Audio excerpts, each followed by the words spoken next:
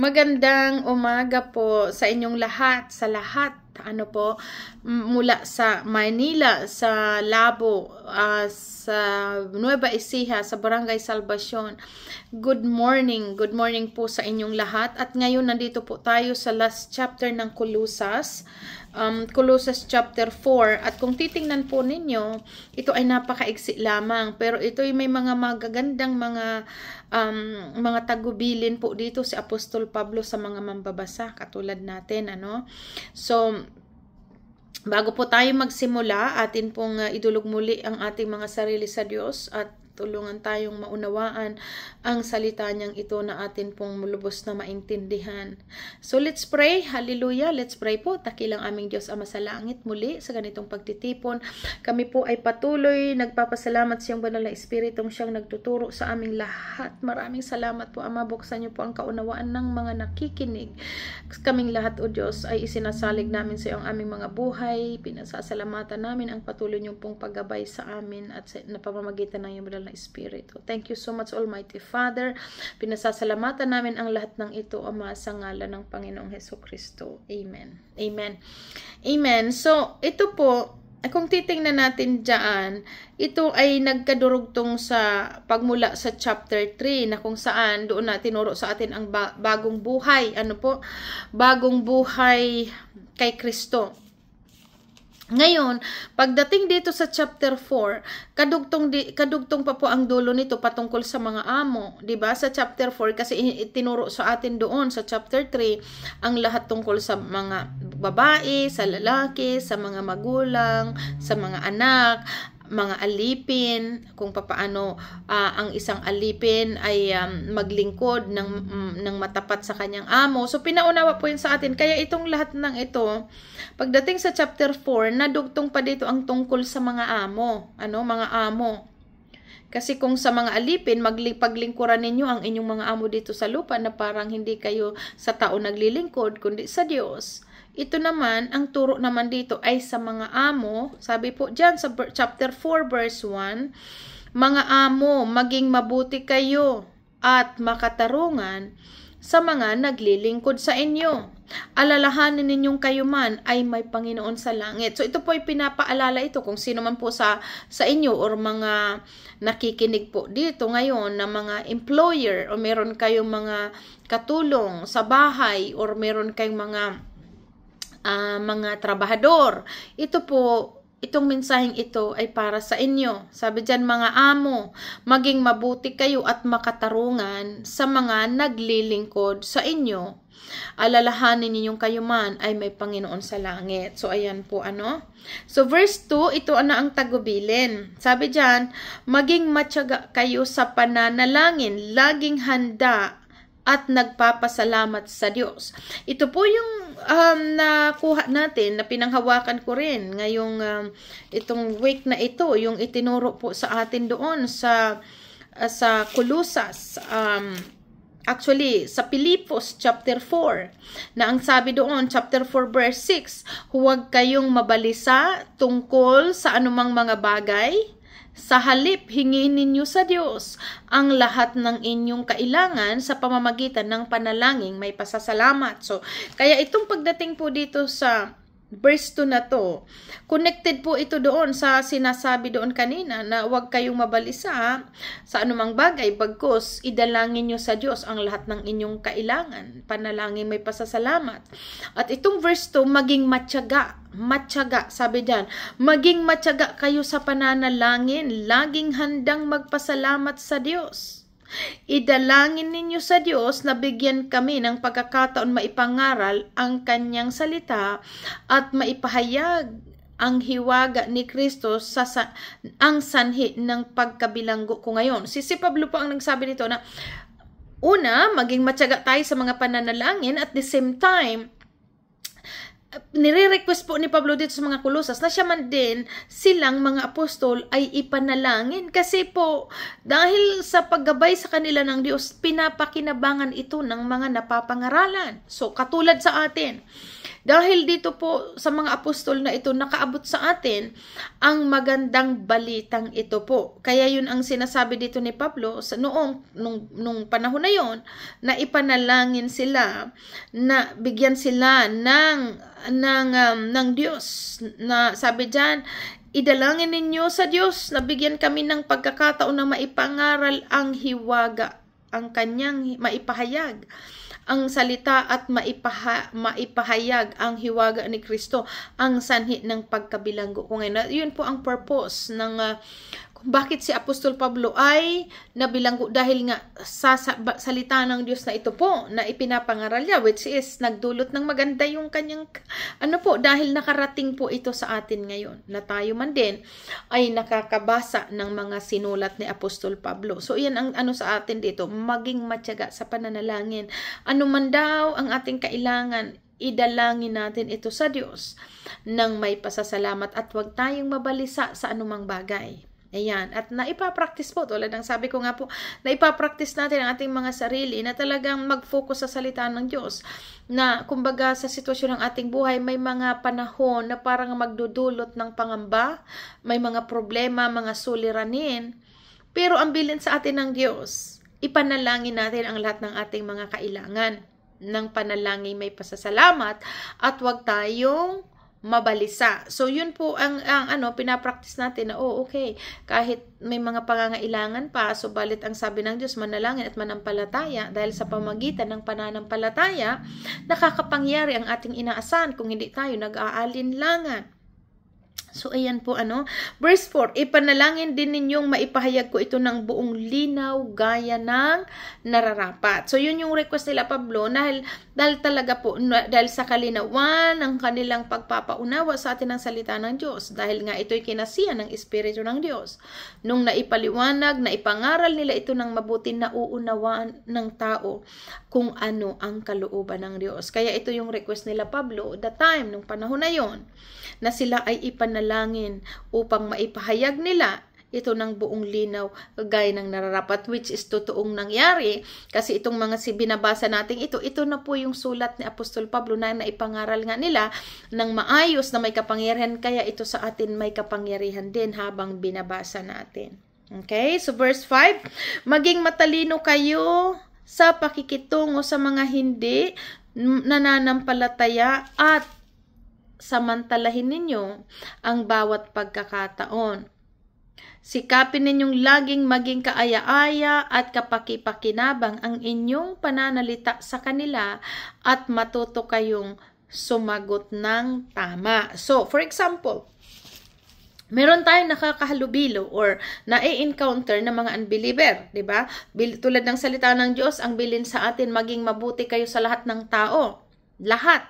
Walang pinipili. Maging mabuti. Kasi tinawag tayo ng Diyos na tayo ang ilaw at asin ng sanlibutan. So, maging mabuti kayo sa lahat ng tao. At ang sabi pa nga doon, lalo na sa inyong mga kapatiran, maging mabuti kayo.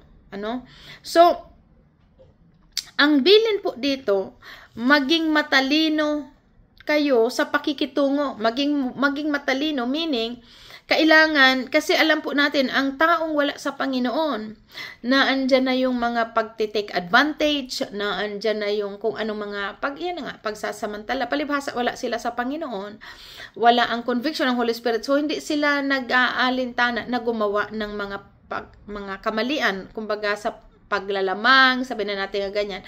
So, sa atin ng mga believers, ang sabi dyan, maging matalino kayo sa pakikitungo. Kailangan, alam mo, pero panatilihin nating mabuti tayong makitungo sa kanila dahil ang bilin, maging mabuti kayo sa lahat ng tao, pero maging matalino. Matalino, ibig sabihin, hindi ka malilin lang.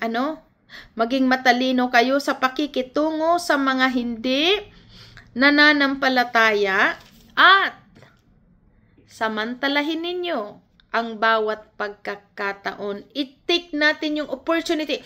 Lahat ng mga pagkakataon na nakaka-encounter tayo ng mga unbeliever, Yun yung time na gumawa tayo ng magpakita sa kanila ng mabubuting bagay, mabubuting mga pag-uugali, mabubuting pakikitungo. I-take advantage natin yun na makita tayo na nasa atin ang ilaw. So the moment na nakaka-encounter tayo ng mga unbeliever, mga hindi kilala o hindi alam ang salita ng Diyos, yan yung time na titake advantage natin yung pagkakataon na yun para lumitaw yung ilaw. Ibig sabihin, because tinawag tayo ng Panginoon, sabi doon, ginawa tayo ng Diyos dito sa lupa na maging ilaw at asin ng mga taga-sanlibutan. So yung time na yun na sinasabi dito, samantalahin natin ang bawat pagkakataon, sikapin ninyong laging maging kaaya-aya at kapaki-pakinabang ang pananalita sa kanila. At matuto kayong sumagot ng tama sa lahat ng tao. Lahat. Huwag tayong magiging pilosopo, huwag tayong maging mayabang na alam mo ang Biblia, kami lang ang ligtas, kayo hindi.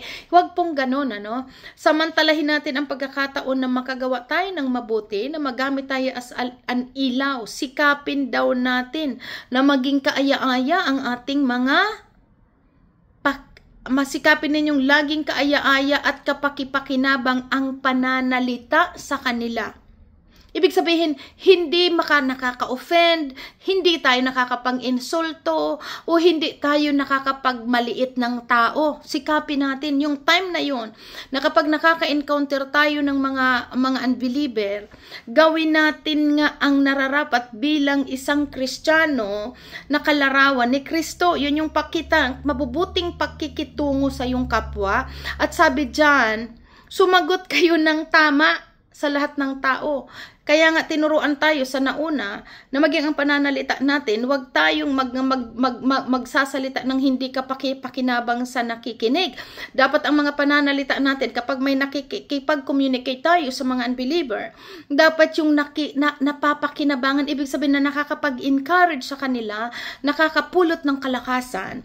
Dapat ganon ang namumutawi sa ating bibig. Hindi yung mga pangit na na mga pananalita. Kaya sabi dyan, sumagot kayo ng tama sa lahat ng tao. Lahat ng tao po ang tinutukoy dito. Maging ito man ay mga unbeliever o ito man ay believer, dapat nasa ayos ang ating mga pananalita. So ayan ang turo sa atin. At dito sa pangwakas, sabi dyan, pangwakas na pagbati, si Tikiko, mga kasamahan po ito ng Apostol Pablo that time. Si Tikiko ang magbalita sa inyo tungkol sa kalagayan ko rito. Siya ang minamahal naming kapatid, tapat na lingkod at kamanggawa sa Panginoon. Pinapunta ko siya riyan para malaman ninyo ang aming kalagayan, nang sa gayon ay lumakas ang inyong loob. Kasama niya ang tapat na minamahal nating kapatid na si Onesimo, na kasamahan ninyo. Sila ang magbabalita sa inyo ng lahat ng nangyayari dito. So ito kasi last chapter ng Colossus. So pinapaabot dito ni Pablo sa mga taga-Colossus na ganun ang kanilang kalagayan, silang mga naglilingkod. At sabi diyan, kinukumusta kayo ni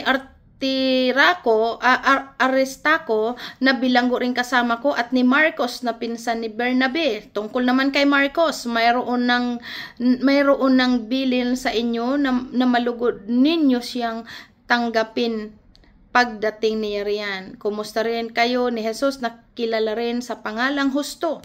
Silang tatlo lamang ang mananampalatayang Hudyo na kasama ko rito sa pangangaral tungkol sa kaharian ng Diyos, at sila'y malaking tulong sa akin. So bakit po natin binabasa pati itong mga huling wala tayong nilalaktawan chapter by chapter?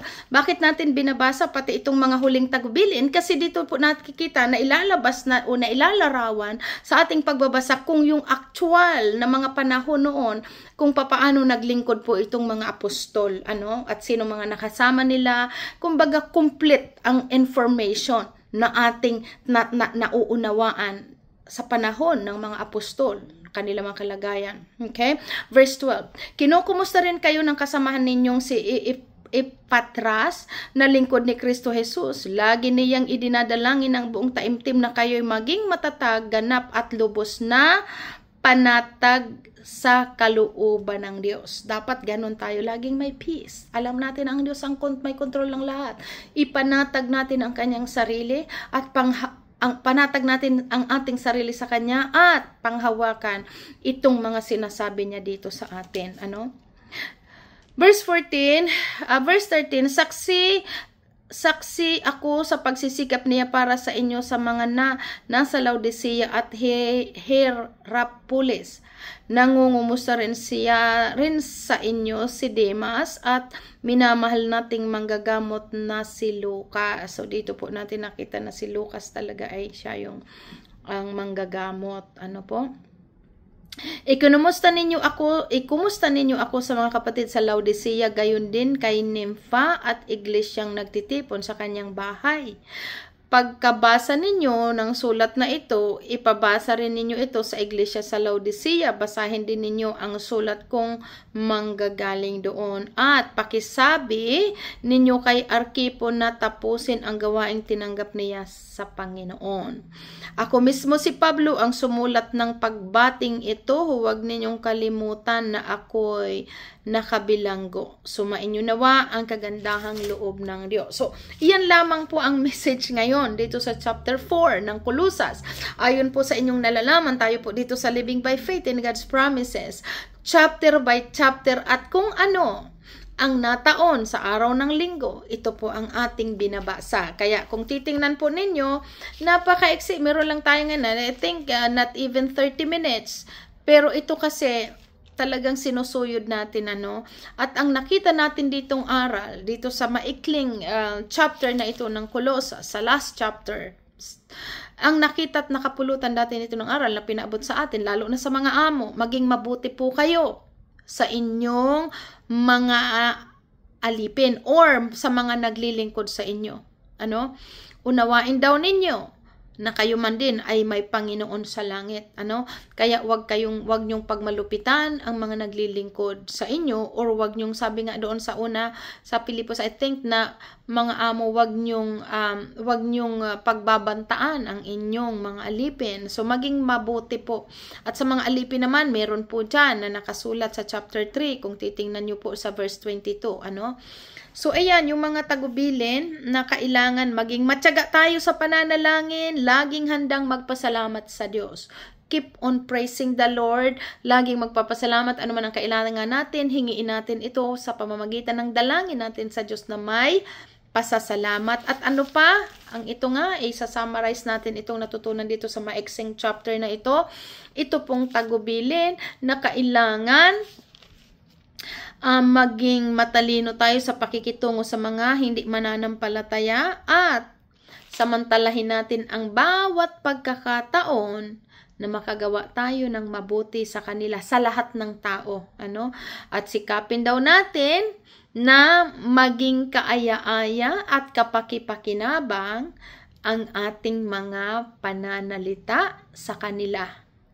At matuto tayo na sumagot sa lahat ng tao, sumagot ng tama sa lahat ng tao. So, kahit ano pa yan, nakikita mo, akala mo, parang, kumbaga sa paningin natin ay parang mga pilosopo, sumagot tayo ng tama. Kasi tayo ang mga ilaw. Sabi ng Panginoon, tayo ang ilaw at isin ng sanlibutan, ipakita, gawin natin ang tama, samantalahin ang pagkakataon na tayo po ay makagawa ng mabuti.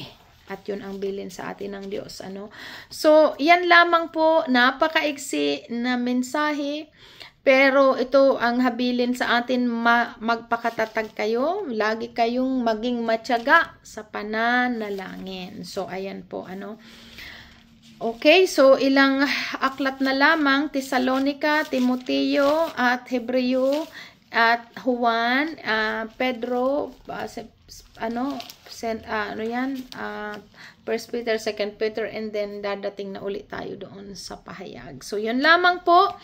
God bless everyone. Magpakatatag po kayo lahat. At continuous read the Word of God. So, katulad ngayon, natapos tayo ng Colossus. Okay, bukas, papasok tayo ng Thessalonica 1. Chapter, yung unang Thessalonica. Kaya sa inyo po, na patuloy din naman na tuloy-tuloy ang inyong pagbabasa, bukas na Lunes, simula kayo ng chapter 1 at magtatagpo-tagpo na naman tayo pagdating ng linggo kung saan magtapos ang chapter. Ano po? So, yun lamang. God bless everyone. Pagpalain tayo ng Diyos sa lahat ng ating ginagawa. Siya ang maparangalan sa ating buhay at salamat sa banal na Espiritu ng Diyos na patuloy nagtuturo at nagbubukas ng ating kaisipan. So, let's pray. Hallelujah, Father God. Thank you so much, God. Napaka-iksing mensahe ng chapter 4. So, balit pinaunawa mo po sa amin dito, Ama, na maging mabuti kami sa lahat ng tao, maging maayos ang aming pakikitungo at maging sa pananalita. Kailangan, O Diyos, ay kapakipakinabang ang naririnig ng aming kapwa mula sa aming mga bibig. Salamat po sa pagpapaunawang ito, O Diyos. Pinupuri ka namin, Ama, dinadakila at patuloy ka na dadakilain sa lahat ng oras dahil napakabuti niyo po sa amin, Ama. Amang banal, salamat sa mga taong nandito ngayon at sa mga pakikinig ng salitang ito. At ikaw ang nagbukas ng kanilang kaunawaan. Thank you, Almighty Father. We praise your Holy Spirit. Ang lahat ng dalangin namin ito sa iyo, Ama, ay sa ngalan po ng Panginoong Hesukristo. Amen. Amen. So, God bless everyone. Next week uli. Bye.